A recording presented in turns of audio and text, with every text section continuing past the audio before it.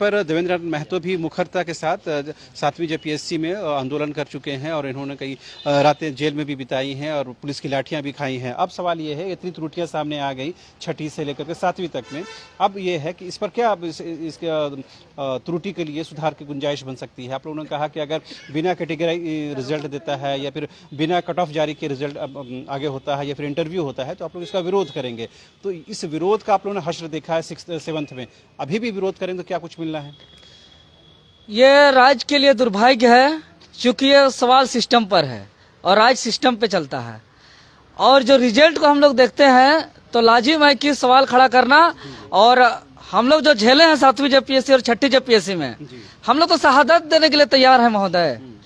क्या करें, ऐसा दुर्भाग्य पूरे देश का किसी भी राज्य में, पूरा दुनिया में ऐसा नहीं होता होगा कि राज्य की सबसे बड़ी संस्था जेपीएससी में का अगर रिजल्ट को हम लोग देखते हैं तो देखिए, आप देख के आपको कैसा महसूस हो रहा है कि कोई मैट्रिक और इंटर का परीक्षा फल जारी हुआ है।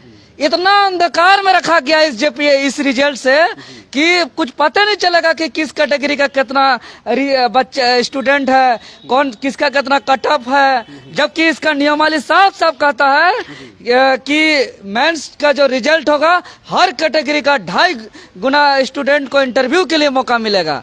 और यहाँ 2.5 गुना तो क्या 3 गुना से भी पार कर दिया रिजल्ट।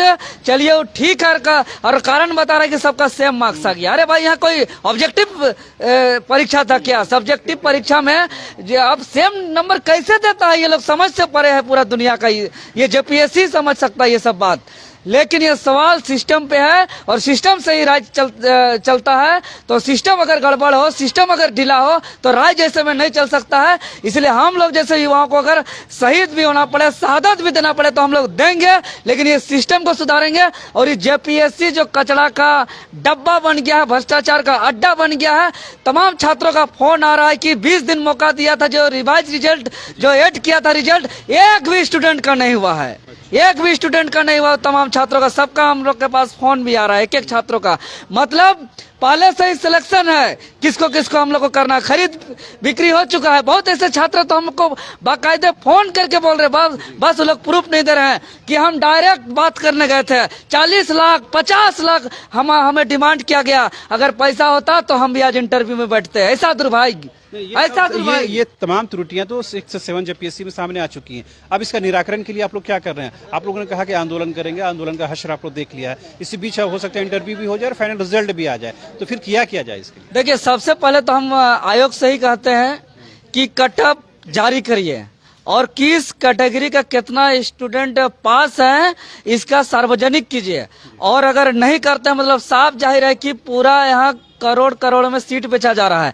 और अगर जारी नहीं करते हैं तो निश्चित ही जो 7वीं जेपीएससी में जो बवाल मचा था, हम लोग माथा भी छिलाए और लाठीचार्ज भी हुआ, वही दृश्य फिर से दिखेगा। चाहे तो मार दीजिए ना सर, हम लोग को गोली मार दीजिए, हम लोग गोली में सीना में गोली खा जाएंगे, लेकिन राज्य की सबसे बड़ी संस्था में इतना बड़ा भ्रष्टाचार होने नहीं देंगे। सवाल यह है ना देवेंद्र जी, इतनी बड़ी गलतियां बता रहे हैं, इतनी खामियां हुई हैं, फिर जो तमाम जो छात्र हैं वो क्यों नहीं आ रहे? आप दो चार छात्र नेता सामने आए, सही बात है, पहले भी आप लोग आए, लेकिन जो छात्र इससे डायरेक्ट इससे प्रभावित हो रहा है वो छात्र क्यों नहीं उतरते हैं? देखिए, छात्र का बहुत मजबूरी है। एक तो बहुत मुश्किल से बहुत पैसा जुटा के, कभी दाल है तो आलू नहीं है, आलू है तो गैस नहीं है, गैस है तो हल्दी नहीं है, मसाला नहीं है, तेल है, महंगाई बहुत बढ़ गया है।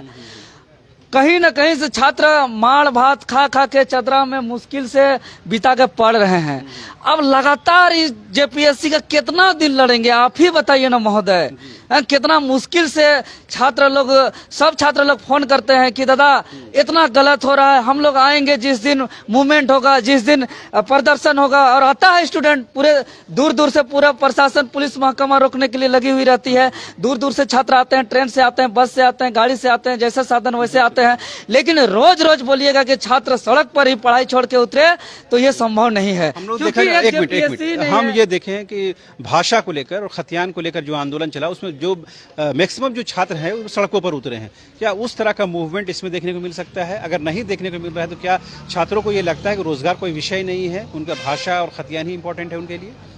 नहीं, विषय तो है, क्योंकि भाषा और खतियान हमारा पहचान है, हमारा अस्तित्व है, हमारा आइडेंटिटी है। लेकिन सिस्टम हमारा राज्य के लिए बहुत महत्वपूर्ण होता है। सिस्टम से ही ये राज्य चलती है। तो सिस्टम के प्रति और वो एक्चुअली भाषा और खतियान की जो बात है, वो ग्रामीण स्तर के जो किसान है, मजदूर हैं, जो आम आदमी जो है, वो लोग ज्यादा उसमें, वो लोग का भी बहुत ज्यादा इन्वॉल्व रहा और बड़ा मूवमेंट खड़ा हुआ। और इसमें जैसे कि एक राज्य का दुर्भाग्य कहें हम, और छात्र को बार बार हम कहते हैं कि अगर जेपीएससी का मामला होता है तो टीचर का तैयारी करने वाले छात्र नहीं रहते हैं, पुलिस का तैयारी करने वाले छात्र नहीं रहते हैं, और शिक्षक का हो चाहे अन्य जितना दरोगा के बहाली करने वाले छात्र नहीं। अगर दरोगा का मामला है तो जेपीएससी वाले नहीं होंगे। जैसे छात्र एकजुट नहीं होते हैं, बिल्कुल नहीं होते हैं। इस ये राज्य की दुर्भाग्य हम दावे के साथ कर सकते हैं, ऑन कैमरा कहेंगे कि झारखंड के छात्र अपने हक अधिकार के प्रति जितना दर्द महसूस करते हैं, जितना रोना रोते हैं, उतना हक अधिकार के लिए एकजुट नहीं होते हैं। इस चीज ये सच्चाई है। और हम आपके चैनल के माध्यम से आह्वान करते हैं कि छात्र आप लोग एकजुट हो जाइए। आपकी एकजुटता से ही राज्य का भला हो सकता है और ये सिस्टम सुधर सकता है। आपने सुना देवेंद्र नाथ महतो और इससे पहले मनोज यादव को, जिन्होंने साफ तौर पर कहा कि जिस तरह से जेपीएससी ने छठी जेपीएससी की बात करें, 7 जेपीएससी पीटी में जो गड़बड़ियां की थी, वही कमोबेश गड़बड़ियां मुख्य परीक्षा के परिणाम में भी जारी की गई है। लिहाजा अब जेपीएससी को चाहिए कम से कम कट ऑफ जारी करे, कैटेगराइज रिजल्ट जारी करे और 2.5 गुना जो रिजल्ट देना है 252 सीट के बदले में, वो उसके आधार पर, नियमावली के आधार पर रिजल्ट जारी करे, ताकि जो फ्री एंड फेयर जो रिजल्ट है वो हो सके और लोगों को कम से कम ये लगे कि जेपीएससी है उनके हित में काम कर रही है। बहरहाल इस मुख्य परीक्षा के साथ भी एक बार फिर से विवाद का साया आ गया है। उम्मीद की जानी चाहिए कि जो मुख्य परीक्षा के बाद जो इंटरव्यू होगा, जो फाइनल रिजल्ट आएगा, उसमें कम से कम विवाद नहीं रहे और छात्रों को ये लगे कि क्रिस्टल क्लियर तरीके से जेपीएससी ने परीक्षा ली है और उसका परिणाम जारी किया है। लेकिन इसके लिए कम से कम आयोग को एक बार अपनी तत्परता और एक बार अपनी गंभीरता और संजीदगी भी छात्रों के प्रति दिखानी होगी। कैमरा पर्सन विकास के साथ रांची से न्यूज़ बाइस्कोप के लिए शहनवाज।